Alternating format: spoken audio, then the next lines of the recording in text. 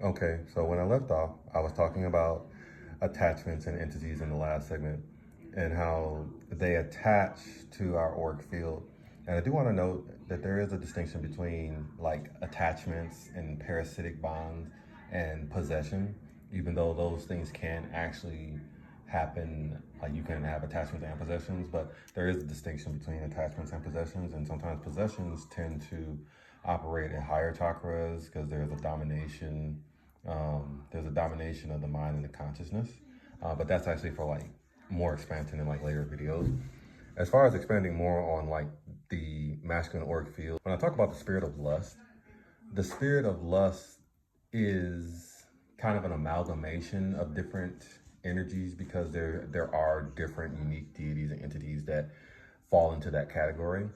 But the spirit of lust is also focusing on the energies that benefit from or are encouraged or stimulate lustful energies or pervert energies of love into exaggerated lust. So these entities I feel like represent those standards the best. Osmosis being like a clear far end of one polarity versus succubi, which may come in a little bit more subtle. I bring up Asmodeus because this energy is focusing more on the solar plexus, and Asmodeus is in a culmination of energy is like masculine energy at its pinnacle, but it's honestly it's so much saturation of feminine energy that Asmodeus kind of represents a pillar, so to speak. And I'm not going to get into that either, but all energies go back to a source. So sexual energy, dark energy, certain energies all go back to a pillar. And at the source of that pillar is Asmodeus. You might use a Lilith energy or a Gorgon sister energy or a Medusa energy, but eventually that energy goes back to a source, and that source is Asmodeus. It represents a pillar. There are other pillars as well. But the point is that with someone like Asmodeus, I bring him up because the male drive in particular versus like women's auric field, because the male auric field is open when it has to push out, it has to send energy out. So the lingam energy by nature, when it's doing actions, is sending out, and those where that energy goes out, there's also points of access, and that point of access is really just dependent on, and there's other factors, but it's a lot to do with how tight your focus is. When you're loose with your intentions, this allows other things that are sharing an intention with you to make you forget what it is that your purpose was. Kind of think of it like you have an idea, like you want to create a game for a game development company, and you have the idea for the game. You may even have people on board that have the skill and know how to produce the game. So all of you want to produce this game. It's still in its like beta stage. It might be some rudimentary gameplay, might be a tech demo at best, but you don't have the funds to get this out.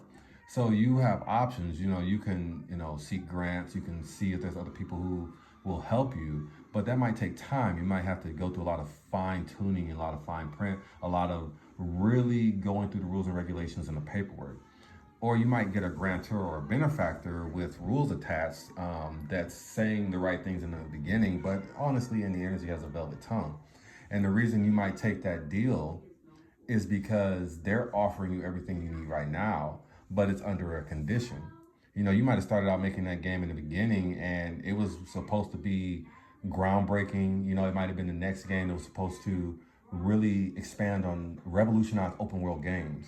And when you set out to make that game, you had all these things that you want to put in, but when this investor wanted to put into that game, they were like, you know what, we'll give you 100K, but it has to have a multiplayer aspect in it. And it's like, okay. Well, it's got to have, some slapstick, it's got to have microtransactions in it. And you're like, these things are starting to compromise what you were originally going to do, but you accept it because at the end of the day, it's the Venn diagram for what it is that you want to overlay. And somewhere in this middle part, you are assuming that you're going to get this much and all this other stuff around it is trivial. But in reality, what happens is when you start to bring in more energies and you don't fine tune your focus, the person that's investing or influencing the energy tends to ultimately take over, especially if they're gassing up or telling you that what you're doing is for this purpose. A lot of times, the issue with Asmodeus, this type of entity, is it will grant power. It will seep in, and I'm not talking about like direct rituals. There are times when you can directly go to entities, and there's times when you can also just meet the prerequisites, and these energies will come to you. And kind of like picky adding on to this more, sometimes these entities will come to you directly. Sometimes like these entities, like if you read through like the lesser keys, they will have lieutenants, or it'll say like they have this many number of legions of so and so people under their command. And this usually is indicating that sometimes they're sending out other things to throw you off. There's other entities that have the same mindset as Asmodeus. We're under the Asmodeus frame of mind, so we're still going to focus on. I might not look quite like him, but I'm still going to focus on draining your desires and your indulgences and feeding off that energy. So what's important is sometimes when really strong energies come to you too, there will be a lot of similar frequencies coming to you as well, and you might even feel like you're being bombarded. So getting into context with like what's going on to kind of paint this picture of how like our auric fields are influenced and how the energy gets away from us. I wanted to show three different distinctions, as you can see, because there's like distortions and there's times when there's siphoning and redirections of energies. Now, Asmodeus targets the sacral and solar plexus. These are some of his favorite areas to target. He targets these areas and by amplifying lust, greed, and overindulgence. He creates cycles of obsession and compulsive behavior that prevent spiritual ascension. Asmodeus' main focuses are desire and indulgences, and he has effects on men. He can make us feel, or make men feel, a constant void, seeking satisfaction through external means, but never achieving fulfillment. Now, the thing with that, in this instance, is Asmodeus is greatly focused on power and the promise. One of the things that entities know is there's always something that they're offering because they want to experience the human experience through you. So these entities are non-physical, and the one thing that they give up for all power is the absence of limitations of the physical realm. But ultimately, being able to do all of those things, they still, everything, no matter how powerful they are, wants to be in the physical realm. Everything wants to be in the physical realm. So your job as man is to live a human experience, to understand why you're doing this thing, why you're providing, why you're creating, why you're being intimate, why you're in this particular calling, this life path, and this sensation, and this human experience, and all the things that you put your hands to when present. All the things that you put your hands to when present build on your consciousness's human experience. But when you do things from an absent state of mind or a lack of presence, you essentially did something and didn't pay attention. So that experience, that energy is lost to you. So Asmodeus does come in kind of aggressive, kind of forceful, which is why his focus or the way that he enters is very aggressive. Asmodeus by nature is very aggressive to begin with, and one of the things that he instills is a hyper-aggression and hypersexuality.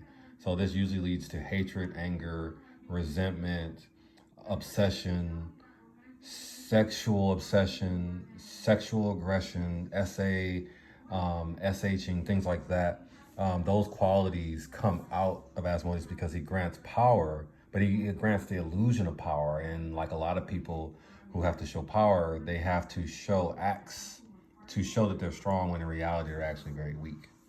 Asmodeus does this because a lot of power is in the solar plexus and sacral chakra, but because his influence gives you such a boost to your capability, your bravado, and your ego, he essentially, through your lack of being awake, gets to seep in such a critical area such as your solar plexus, and he reaps the benefit of all of that energy when you're in those exchanges, in those instances of high sexual energy, high masculine energy, and vicariously he gets the benefit of that human experience that he's not able to come through the portal for, and you miss out on the purpose of why you were even there. That's why he takes your power.